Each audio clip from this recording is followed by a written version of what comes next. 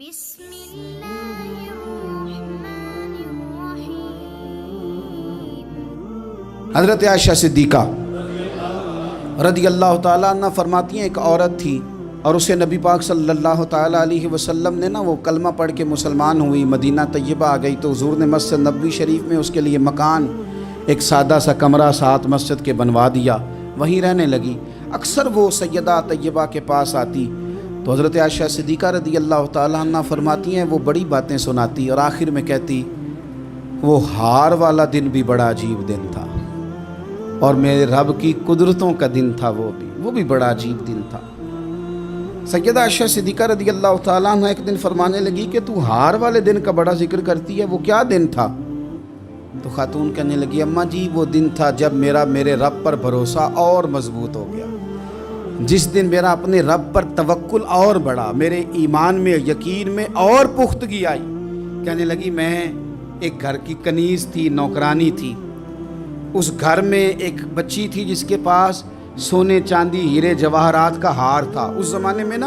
چمڑے کے اوپر لوگ ہیرے جواہرات لگاتے تھے،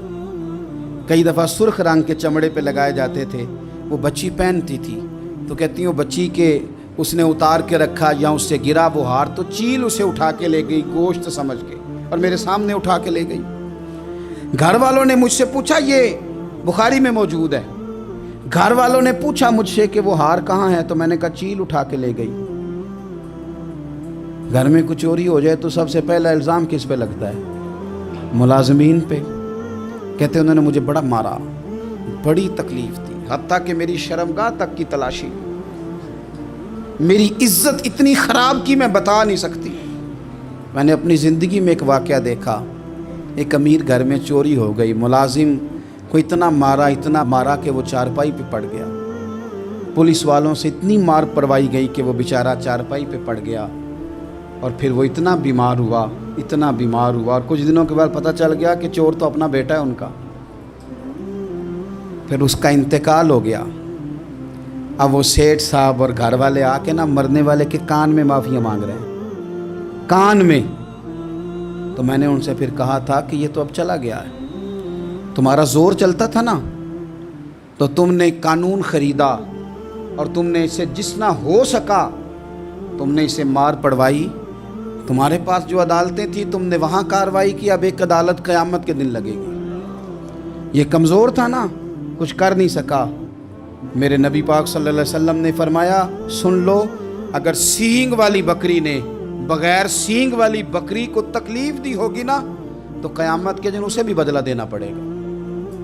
کہ تیرے پاس سینگ تھے اور تو نے اسے مارا تھا۔ وہ خاتون عرض کرتی ہے سیدہ عائشہ کی خدمت میں کہ مجھے بڑا مارا، مجھے تکلیف دی، میں کہہ رہی تھی کہ میرے سامنے چیل لے گئی ہے پر وہ نہیں مان رہے تھے، اماں جی انہوں نے مجھے بڑا مارا۔ حضرت عائشہ صدیقہ کہتی ہیں پھر کیا ہوا؟ کہنے لگی اماں جی جب کوئی میرا مددگار نہ رہا، مجھے تکلیف دے رہے تھے، رسوا کر رہے تھے، تو میں نے اپنے رب سے مدد چاہی، میرے رب کی طرف میں نے توجہ کی، میں نے کہا مالک اب تو ہی میرا مددگار ہے۔ کہتی ہے وہ مجھے مار رہے تھے تو وہ چیل جو ہار لے گئی تھی وہی لے کے واپس آ گئی اور ہمارے سروں کے قریب لا کے اس نے جب اس ہار کو پھینکا وہ مجھے چھوڑ کے سائیڈ پہ ہوئے، وہ میری بے گناہی جان گئے، لیکن آپ کو بتاؤں اس دن سے میرا اپنے رب پر یقین اور بڑھ گیا۔ مجھے سمجھ آ گئی کہ جب انسان پورا ٹوٹ جاتا ہے اور جب کوئی چاروں جانب اس کا مددگار نہیں ہوتا تو رب تو ہوتا ہے نا، اللہ تو اس کا مددگار ہوتا ہے نا، وہ تو پھر اپنے اس بندے کی مدد کرتا ہے نا، پھر وہ تو توانائی دیتا ہے نا، وہ تنہا نہیں چھوڑتا، وہ تو آنسوؤں والوں کے آنسوؤں پہ بڑا کرم فرماتا ہے، وہ تو قسم پرسی میں آ جاتا ہے، اس کی رحمت بڑھ کے استقبال کر لیتی ہے۔